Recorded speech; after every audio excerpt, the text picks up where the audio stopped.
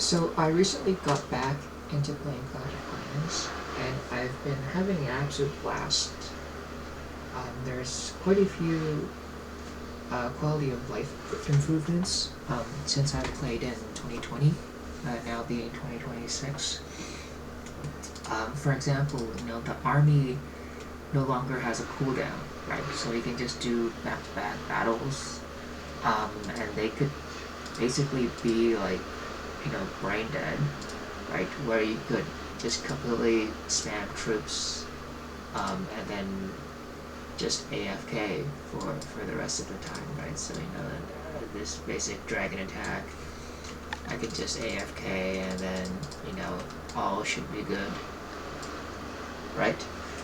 And then we also have new heroes. Back in the day, heroes were, if you were upgrading heroes, you could not use them in battles. But now there's for example, Town Hall 10, there's 2 hero slots, but there's 3 heroes that you can choose from. And so you have the option of, keeping a hero permanently upgrading, and then everything else, you can still use the remaining 2 heroes for all your battles, your war attacks, and whatnot, right? And I think this attack is a bit of a fail, but you get the idea, right? You can just have this.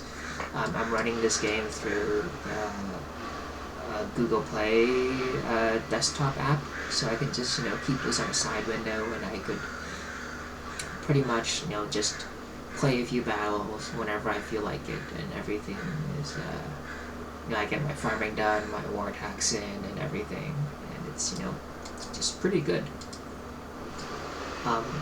So another thing I want to talk about is back in so I started this clan the last time I played, and it was maybe I quit in 2020, and so you can see that CWL was last in 2020, and now it's 2026, and I've been just really aggressively recruiting players, and we have like 50 members right now, and they're all relatively active. I basically cycle out players. There's this last active sort that you can see, and so you can see when was the last time a player was online, and so you could sort of cycle out players or figure out whether you're expecting a player to be doing a war attack or not. And then I do like a promotion where I promote the elder if in a war they do 6 stars worth of attacks, because that means that elders are mostly my reliable people and people that I include in the CWL official roster.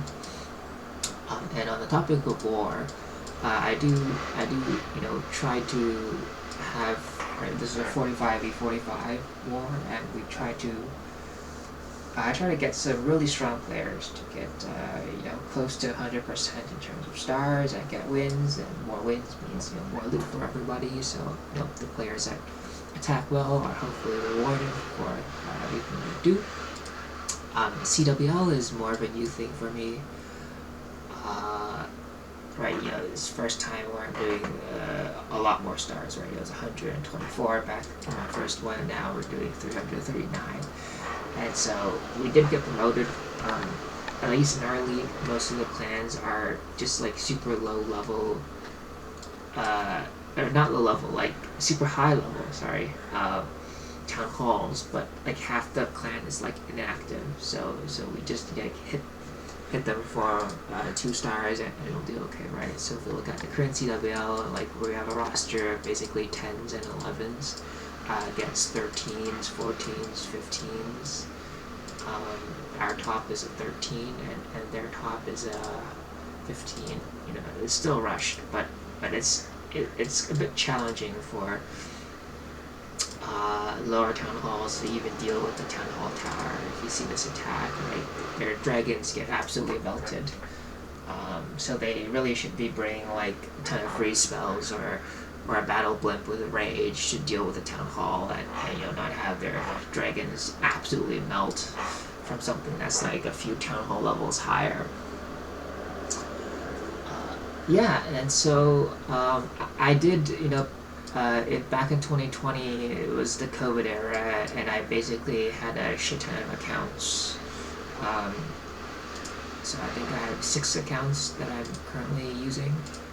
Um, in a big range, um, from Town Hall 8 through to Town Hall 13, pretty much. Um, and this is just so that I could have I have one Town Hall 10 and one Town Hall 9 and a Town Hall 8 that is fully maxed. And I could really go deep into different attack strategies for those Town Hall levels, as well as um, having both heroes up for attacks, and also play around with base design. My oldest account, which is the Town Hall 10 here, I've really enjoyed doing base design for Town Hall 10, simply because you have your 2 Infernos. They're pretty crucial, and then you have your 4 air defense, 2 sweepers, and it's not like Town Hall 11 territory where you want more spread out bases because of electro drags. And you have the Eagle, which takes up a lot of space, and then the 13 you have scatter shots that you have to position correctly. I think Town Hall 10 is a nice balance, both offensively and defensively, right? If you look at my layouts, I have so many different layouts I've experimented with, both for war and for ranked. For ranked, it's really fun. I'm currently in Archer 8.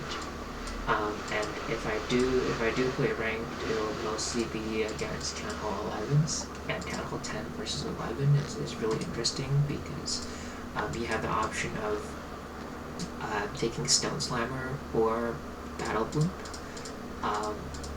If you take Battle Blimp, you also have to think about what troops you put inside, because at Town Hall 11, the Town Hall is a resource building, but if you're against a 12 or 13, you might want balloons to take out the Town Hall. And Stone Slammer is good if you want to do 10v11 triples. And so I think offensively there's a lot of good strategy involved, right? Typically I would do dragon attacks. Dragon 10v11 has a good chance of 3-starring. Most likely it will be zapped dragons with some balloons. And then for 10v12, 10v13, 10v14, usually I'll try to bring a Battle Blimp with balloons, just so that I could 2-star 12, 13s, and 14s without too much difficulty. But yeah, so this is me returning. I think Clash of Clans has done a pretty good job of making the game enjoyable. Right? There's a lot of quality of life features. The game is not super pay to win compared to Supercell's other offerings. However, there is the